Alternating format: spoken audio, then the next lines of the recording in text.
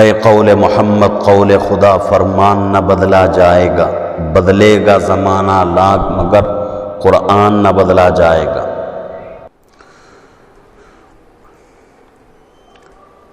السلام علیکم ورحمۃ اللہ وبرکاتہ۔ بسم اللہ الرحمن الرحیم۔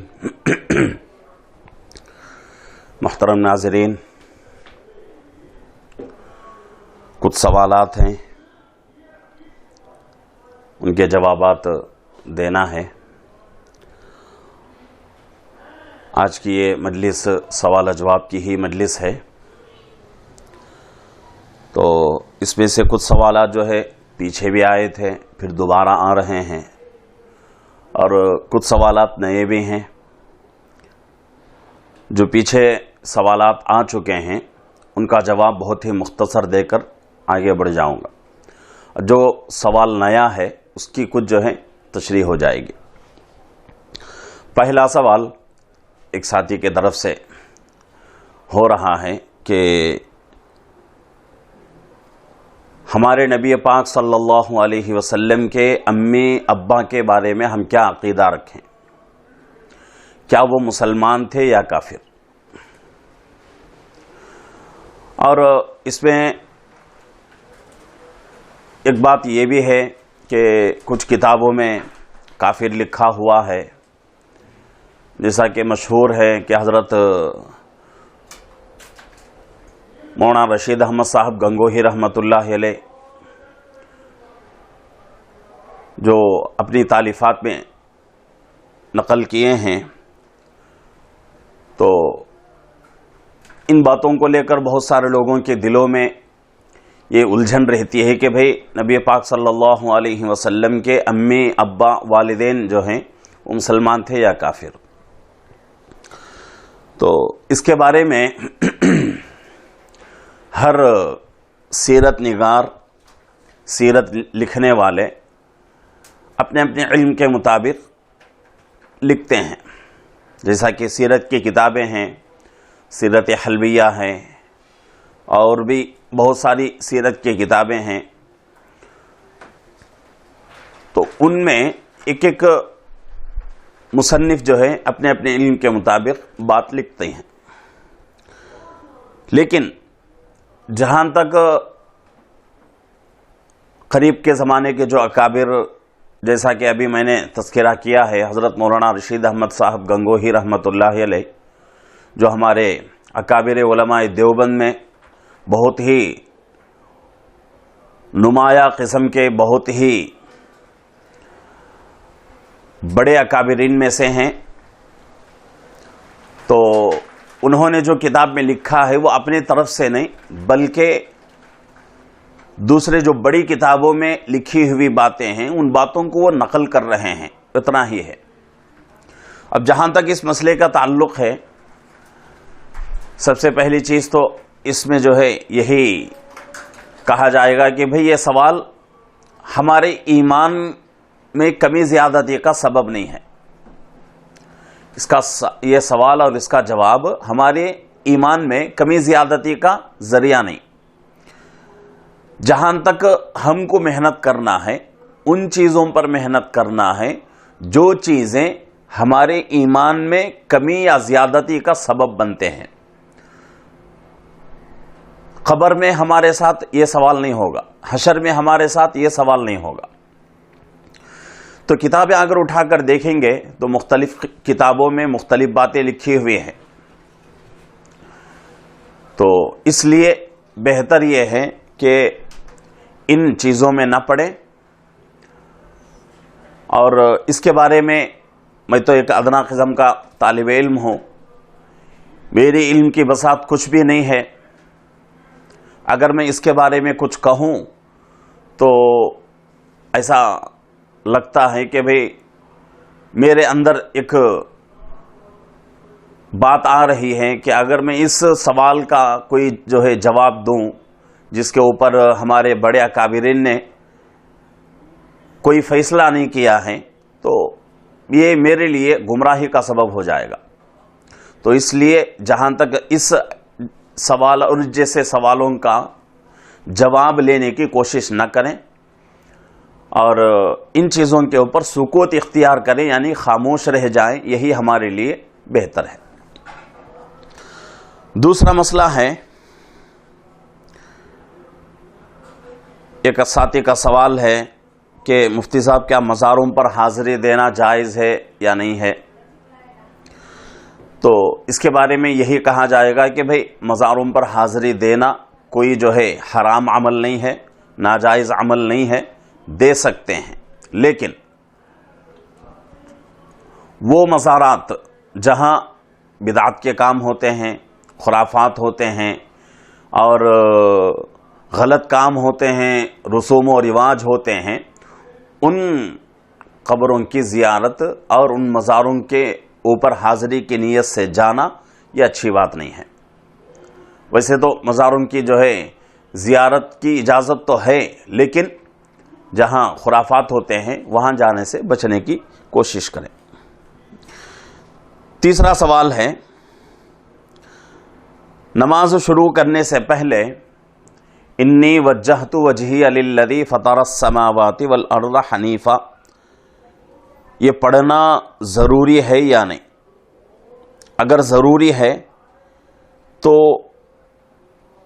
یہ نماز کے ارکان میں سے ہے یا نہیں ہے؟ ایک ساتھی سوال کر رہے ہیں۔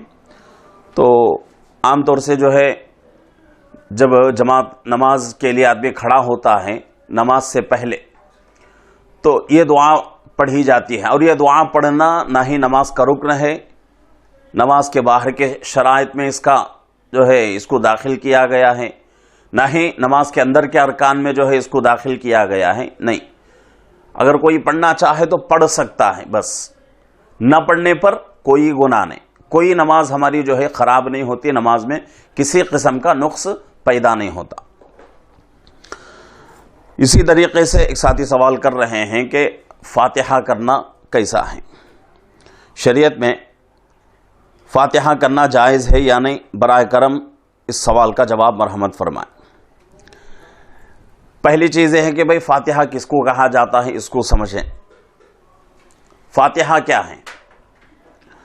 یہاں جو ہے فاتحہ کے بارے میں جو بتایا جا رہا ہے، اگر اس کو جو ہے مطلقاً شریعت کے اندر اگر دیکھیں تو شریعت کے اندر جو ہے جائز کا ہی ہمیں ثبوت ملتا ہے۔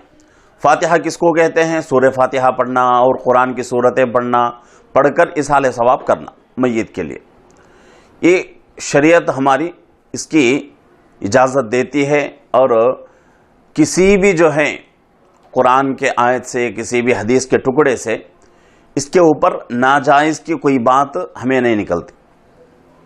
لیکن کچھ چیزیں ایسی ہیں جن کی وجہ سے یہ ناجائز ہو جاتا ہے، جیسے 3 چیزیں ہیں، اور بھی کچھ چیزیں ہوں گی، لیکن یہ 3 چیزیں جن سے جو ہے فاتحہ یہ ناجائز ہو جاتا ہے۔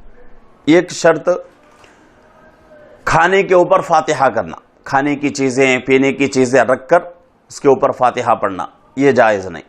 اور اسی طریقے سے تاریخ اور دن متعین کر کے فاتحہ، یہ بھی جائز نہیں۔ اور اسی طریقے سے فاتحہ کے لیے اجتماع کرنا، لوگوں کو اکٹھے کر کے لوگوں کو جوڑ کے فاتحہ کرنا، یہ بھی جائز نہیں۔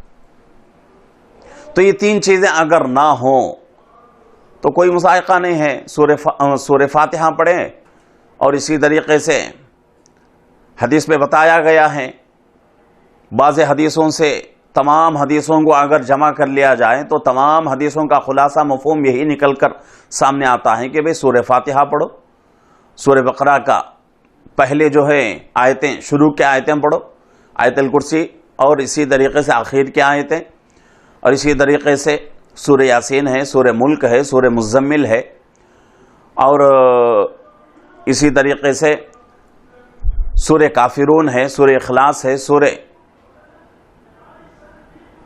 معوذتین ہیں۔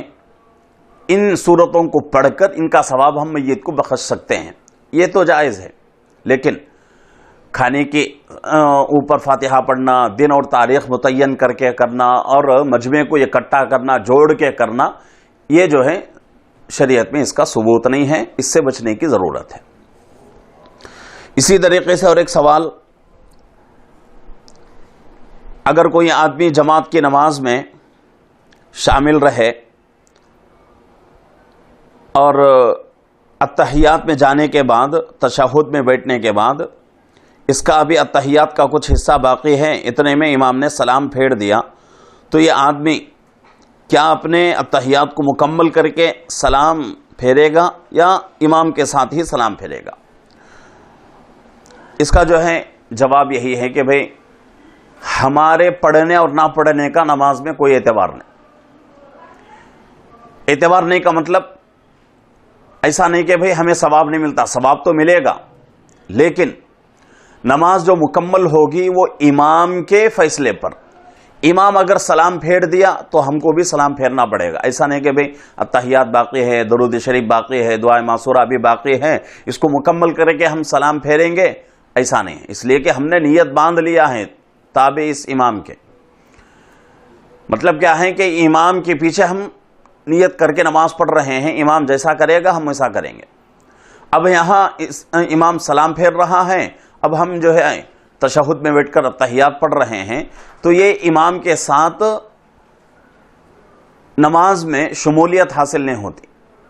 ताबे इस इमाम के जो नियत हम बांध के नमाज पढ़ रहे हैं वो मकसद हमारा टूट जाएगा। तो इसलिए अगर हमारा अत्तहियात बाकी भी हो तब भी अगर इमाम सलाम फेर दे तो सलाम फेरना पड़ेगा। इसी तरीके से एक साथी सवाल कर रहे हैं कि मुफ्ती साहब, कोई आदमी अगर नमाज पढ़ रहा हो, नमाज के दरमियान में कोई जानवर आ जाए तो क्या करें? यानी कि एक आदमी नमाज पढ़ रहा है, नमाज के दरमियान में एक जानवर आ गया, हुक्म क्या है? यानी कि ये पूछना चाह रहे हैं कि रकात तोड़ के हम उस जानवर को मारें या नहीं। तो इसके बारे में यही फैसला सुनाया गया है शरीयत का कि भाई अगर वो जानवर मोज़ी जानवर हो, नुकसान पहुंचाने वाला हो और उसके काटने से, उसके डसने से हमारी जान का खतरा हो, तो अपनी नमाज को तोड़कर उसको मार देंगे। जैसा कि सांप है, बिच्छू है और भी बहुत सारे जानवर हैं जो कि काटने से, डसने से इंसान को तकलीफ होती है, इंसान के जिस्म में जहर फैल जाता है, इंसान के जान का खतरा हो जाता है। अगर वैसा जानवर आ जाए तो उसको मार कर ही अपनी नमाज मुकम्मल करेंगे। नहीं, अगर वैसा जानवर नहीं है, कोई दूसरा जानवर है, जैसा कि बिल्ली आ गई। बिल्ली जो है हमारे घरों में आने जाने वाली मखलूक है, आने जाने वाला जानवर है, उससे हमें उतना खतरा नहीं होता। तो ऐसे अगर जानवर आ जाएं तो रकात तोड़कर उसको मारना ये जायज़ नहीं है। मोज़ी जानवर को मारना रकात तोड़कर शरीयत इसका हुक्म देती है, मार सकते हैं। इसी तरीके से और एक मसला है, फर्ज नमाज बैठकर पढ़ना कैसा है जबकि उस नमाजी के अंदर खड़े होने की ताकत हो। यानी कि खड़े होने की ताकत है आदमी के पास, फिर भी बैठकर नमाज पढ़ना कैसा है फर्ज नमाज। तो अगर आदमी के अंदर ताकत है खड़े होने की और खड़े होकर रुकू सजदे के साथ पढ़ने की अगर उसके अंदर ताकत है, तो उसके लिए फर्ज और वाजिब नमाज खड़े होकर पढ़ना ही ज़रूरी है, फ़र्ज है। अगर बैठकर पढ़ेंगे तो हमारी नमाज जो है मुकम्मल नहीं हो सकती, इसलिए कि नमाज के अंदर 6 फ़राइज़ आते हैं, उसमें से एक फ़र्ज़ क़ियाम है, यानी खड़ा होना भी फ़र्ज़ है। हाँ, अगर सुन्नत है या फिर जो है कोई नफल है उसको हम बैठ कर भी पूरा कर सकते हैं, लेकिन उसमें भी अफजल यही है कि भाई जब खड़े होने की ताकत है तो खड़े होकर पढ़ें। बैठकर क्यों खामखा जो है अपनी नमाज को ख़राब करें, अपने जो है नेकियों को कम कर दें, ये अच्छी बात नहीं है। अफजल चीज़ के ऊपर इंसान को अमल करने की ज़रूरत है। और आजकल तो एक ऐसा जो है माहौल बना हुआ है मस्जिदों में कुर्सियों का कि एक आदमी ऐसा है जो पूरे शहर में घूमता रहता है, होटलों के पास जो है चाय के कई जो है घंटे खड़े होकर बातें करता रहता है, चलता रहता है, लेकिन जैसे ही मस्जिद में आएगा तो मस्जिद में आकर नमाज के लिए कुर्सी पर बैठ जाएगा। یہ جو ہے اچھا طریقہ نہیں ہے۔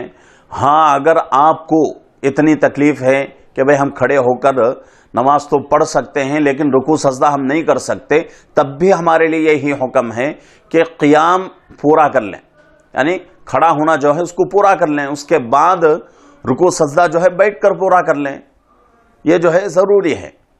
خام خواہ جو ہے کھڑے ہونے کی طاقت ہے پھر بھی جو ہے بیٹھ کر کرسی پر پڑھنا، یہ ہماری نماز کو خراب کرنے والا عمل ہے، اس سے بچنے کی ضرورت ہے۔ اسی طریقے سے ایک ساتھی سوال کر رہے ہیں کہ مفتی صاحب جب انسان مر جاتا ہے تو مرنے کے بعد دوبارہ زندگی اس کی شروع ہوتی ہے آخرت کی، تو اس آخرت کی زندگی میں وہ آدمی اللہ کا دیدار کر سکتا ہے یا نہیں، یعنی کہ اللہ کو دیکھ سکتا ہے یا نہیں؟ اللہ کو دیکھنے کے تعلق سے تو اس پہ کوئی شک نہیں ہے، ہر جنتی جو ہے اللہ کا دیدار کرے گا، حدیث سے ثابت ہے ہر جنتی اللہ کا دیدار کرے گا۔ یہاں تک کہ بات آتی ہے نزہۃ المجالس میں ایک حدیث جو ہے لکھی ہوئی ہے کہ جنت میں جانے والے چلے جائیں گے، جنتیوں کو ہر قسم کی نعمت مل جائے گی، ہر قسم کی ان کے لیے جو ہے سہولت ہو جائے گی، پھر بھی اللہ پوچھیں گے کہ بھئی اگر کسی چیز کی ضرورت ہو تو پوچھو، پورا کیا جائے گا۔ تو اس وقت جنتیوں کو سمجھ میں نہیں آئے گا کہ بھئی کیا کیا جائے، سوال اللہ کا ہو رہا ہے، ہمارے طرف سے کیا جواب ہو۔ تو اس وقت جنتی لوگ علماء کے پاس آئیں گے۔ تو یہاں جو ہے ہمیں سمجھنے کی ضرورت ہے کہ علماء کی جس طریقے سے دنیا میں ضرورت ہے امت کو، اسی طریقے سے جنت میں جانے کے بعد بھی جنتیوں کو علماء کی ضرورت پڑے گی۔ تو علماء سے آ کر پوچھیں گے اللہ کا سوال ہو رہا ہے کیا جواب دیں، تو علماء کہیں گے کہ بھئی اللہ سے یہی مطالبہ کرو، یہی جو ہے درخواست کرو کہ اللہ آپ نے ہمیں ہر چیز عطا کر دی ہے، ہمیں کسی قسم کی کوئی ضرورت نہیں ہے، لیکن اے اللہ آپ کا دیدار اب تک نہیں ہو سکا، آپ کا دیدار کرا دیجیے۔ تو اس سے پتہ چلتا ہے کہ جنتیوں کو اللہ رب العزت اپنا دیدار کرائیں گے، اللہ کو دیکھے گا ہر جنتی۔ اس کے بعد اور ایک مسئلہ ہے، اس سے پہلے بھی مسئلہ گزر چکا ہے کہ وتر میں تیسری رکعت میں جب ہاتھ باندھتے ہیں، ہم ہاتھ کانوں تک اٹھا کر رفع دین کرتے ہیں، تو اس میں جو ہے دعائے قنوت پڑھنے کی ضرورت ہے، اور یہ واجب ہے نماز میں، نماز کے واجبات ہیں، اس میں سے ایک واجب وتر کی تیسری رکعت میں دونوں ہاتھوں کو کانوں تک اٹھا کر باندھنا اور پھر دعائے قنوت پڑھنا، یہ واجب ہے، واجب عمل ہے۔ اگر کسی کو دعائے قنوت یاد نہ ہو تو وہ آدمی کیا کرے؟ تو اس سے پہلے بھی جواب گزر چکا ہے، تو آسان اور مختصر سا جواب یہی ہے کہ بھئی جتنا جلدی ہو سکے دعائے قنوت سیکھنے کی کوشش کریں، اور دعائے قنوت سیکھنے تک دوسرے دعائیں جو مذکور ہیں، جو منقول ہیں حدیث میں، ان دعاؤں کو پڑھ کر اپنی نماز کو مکمل کریں، لیکن اسی کے اوپر دوامیت حاصل نہ کریں، یعنی کہ اسی کے اوپر پابندی سے آدمی جو ہے عمل نہ کرے، دعائے قنوت جتنا جلد ہو سکے سیکھنے کی کوشش کرے۔ اسی طریقے سے اور ایک سوال ہے، ایک ساتھی کا سوال کر رہے ہیں کہ مفتی صاحب قبروں پر پھول چڑھانا کیسا ہے؟ جیسا کہ آج کل بہت زیادہ ہو رہا ہے، منع کرتے ہیں، لیکن جب منع کیا جاتا ہے اس چیز سے تو لوگ جو ہے غصے میں آ جاتے ہیں، چڑ جاتے ہیں، اور نہ جانے کیا کیا الفاظ کہہ دیتے ہیں۔ تو ساتھی سوال کر رہے ہیں کہ پھول ڈالنا کیسا ہے؟ تو یہ جو ہے شریعت کے اندر اس کا کوئی جو ہے وجود نہیں ہے، اس عمل کا کوئی نام و نشان نہیں ہے۔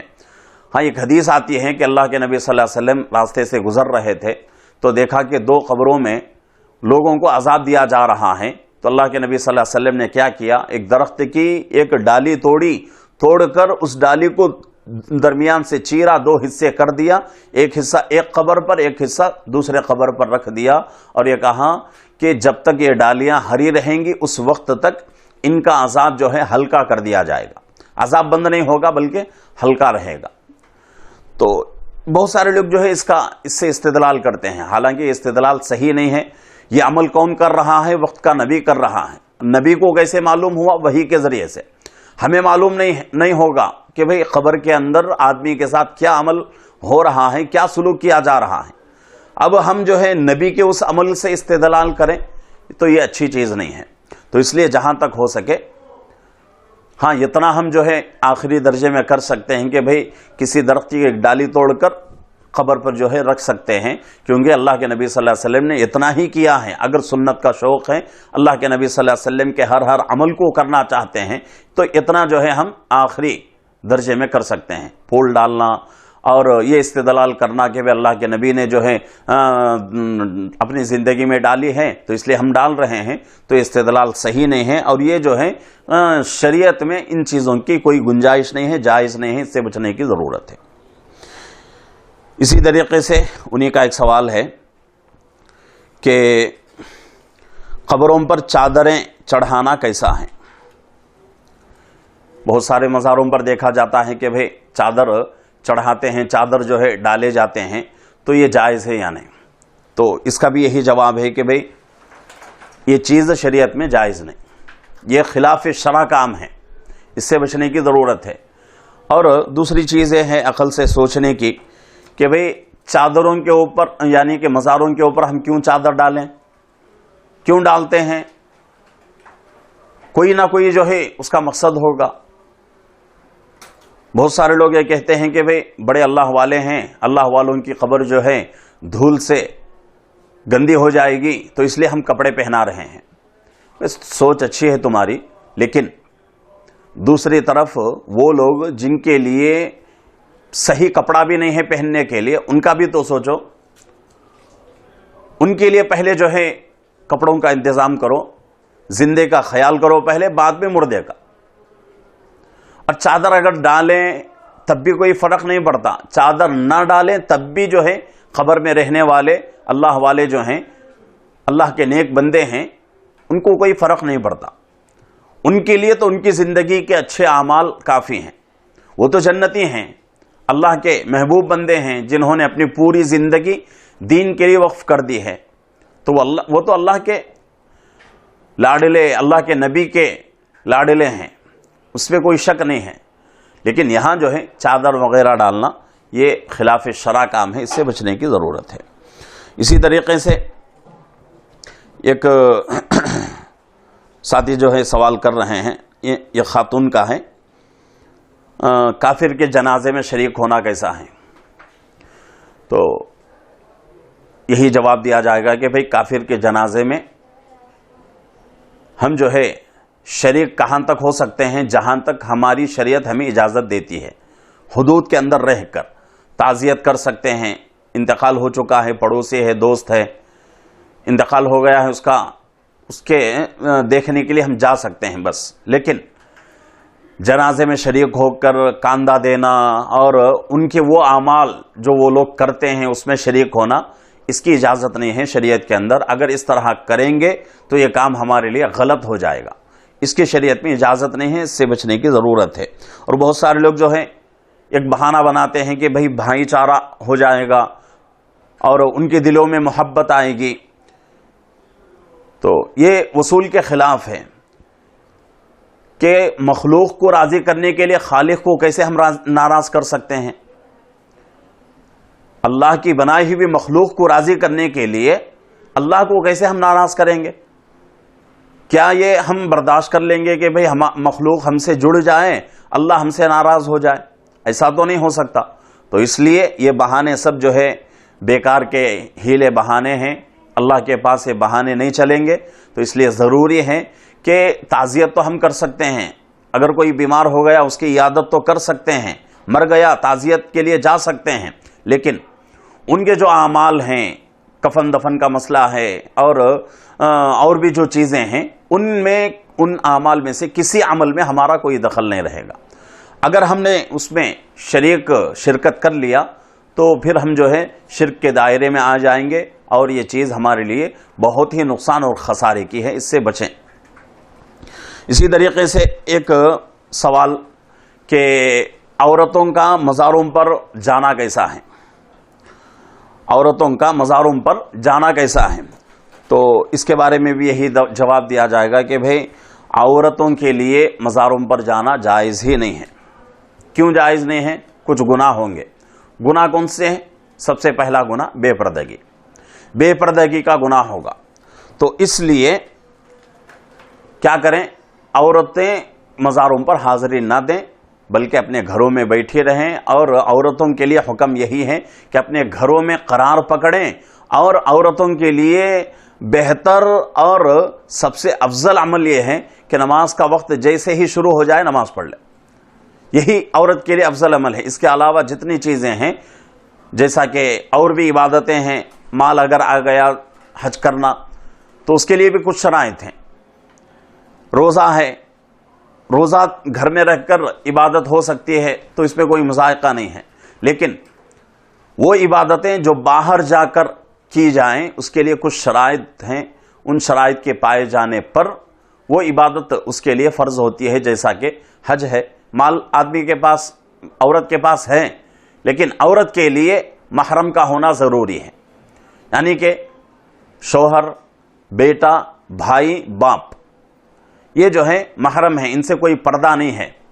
तो इनमें से कोई एक होना ज़रूरी है। अगर नहीं है, आदमी औरत के पास माल है, माल की वजह से हज फ़र्ज हो चुका है, लेकिन महरम का साथ नहीं है, तो उसके लिए हज ज़रूरी नहीं है। वो औरत जो है हज को तर्क कर सकती है। तो जब एक फ़र्ज अमल के बारे में शरीयत ये हमें बताती है, तो मज़ारों पर हाज़िरी देना, क़ब्रों की ज़ियारत करना, ये तो कोई ज़रूरी नहीं है और मुस्तहब अमल है। अल्लाह के नबी सल्लल्लाहु अलैहि वसल्लम ने क़ब्रों की ज़ियारत का हुक्म दिया है, लेकिन वो हुक्म का मुखातब कौन है? मर्द है।